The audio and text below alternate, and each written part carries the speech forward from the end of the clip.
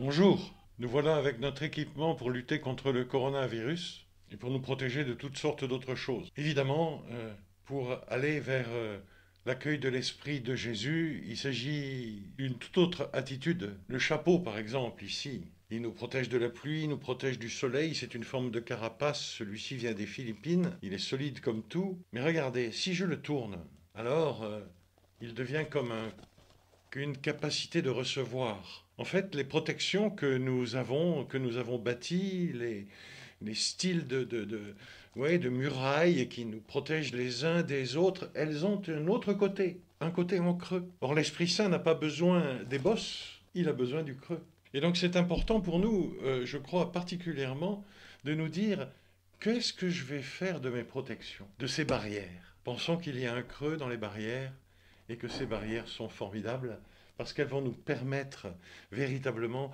d'accueillir l'Esprit Saint. Nous avons des capacités vides qu'il ne faut peut-être pas toujours essayer de remplir avec toutes sortes de relations avec les idoles dont nous avons parlé. Il faut accepter, et c'est pas commode, consentir à ne pas pouvoir. Thérèse de Lisieux, elle disait consentir à rester petit, à être faible et sans force. Et voilà le difficile. Mais c'est pas Thérèse de Lisieux qui disait ça, c'est Saint Paul. J'ai prié le Seigneur, il m'a dit ma puissance se déploie dans la faiblesse. Donc, il y a une chose importante, le bon usage de la faiblesse. Alors, ce chapeau, eh bien, ce sont nos capacités de recevoir. Pensons-y de temps en temps, parce que ça peut nous être très utile. Les lunettes, maintenant, les lunettes. Ah, ces lunettes.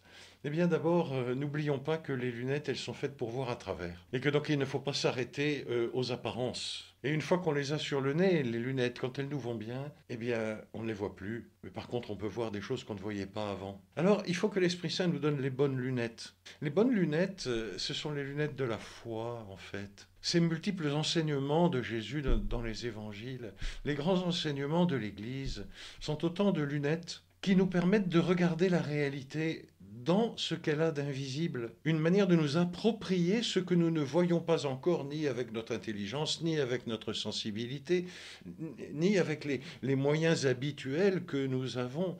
Je ne peux pas m'empêcher de vous dire que le père Marie-Eugène, un jour, était dans un dialogue avec une question d'une dame qui lui disait « Mais moi, je peux pas parce que Dieu, on le voit pas. » Et alors, il a eu cette comparaison.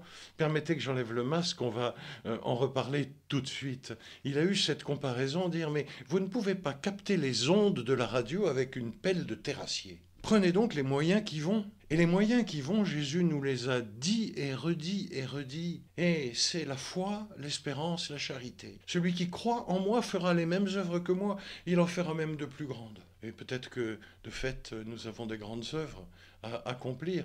Dans notre vie petite, les œuvres grandes sont celles qui atteignent leur but. Et Saint Paul, la première définition qu'il a donnée des chrétiens, c'est des gens qui ont une foi active, une espérance tenace et une charité qui travaille.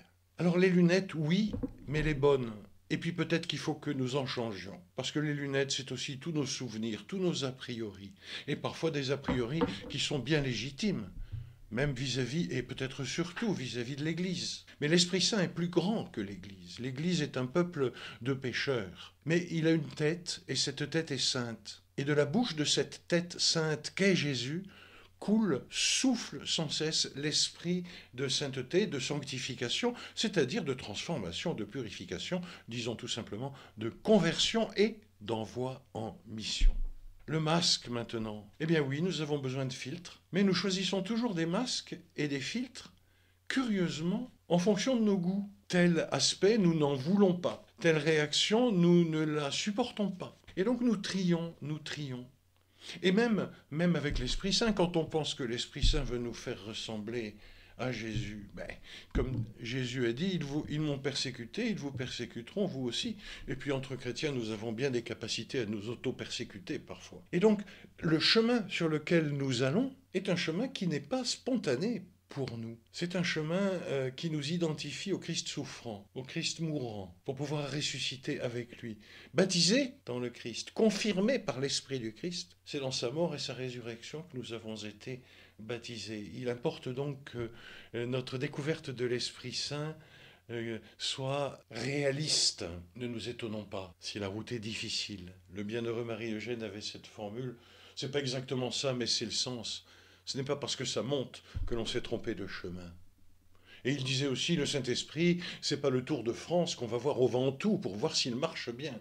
Il faut se laisser emporter par l'Esprit. Et alors il s'est posé la question, et je voudrais terminer ces rencontres sympathiques dont je vous remercie beaucoup, et la joie d'avoir été accueilli chez vous par ce qu'il disait finalement. La grande question, c'est comment faire pour attirer l'Esprit Saint et pour se livrer à son action. Et il avait détecté chez Jésus et chez Marie trois attitudes. Le don de soi. Dieu a tellement aimé le monde qu'il a donné. Voici, Père, je viens. Et Marie, qu'il me soit fait selon ta parole. Une autre dimension qui est très très forte, que Jésus a dit pour lui-même avec une humilité confondante, apprenez de moi que je suis doux et humble de cœur. Et puis, la discrétion ou le silence. Pour pouvoir entendre la parole et pour pouvoir la mettre en pratique, il faut apprendre à nous taire. Le silence de toutes sortes de bruits peut nous faire peur, mais il est un moyen puissant d'écouter la voix, de nous rendre disponibles à l'esprit et ainsi de marcher avec lui comme guide, comme architecte, comme ouvrier et finalement comme ami. Bonne vie avec l'Esprit Saint et que Dieu vous bénisse.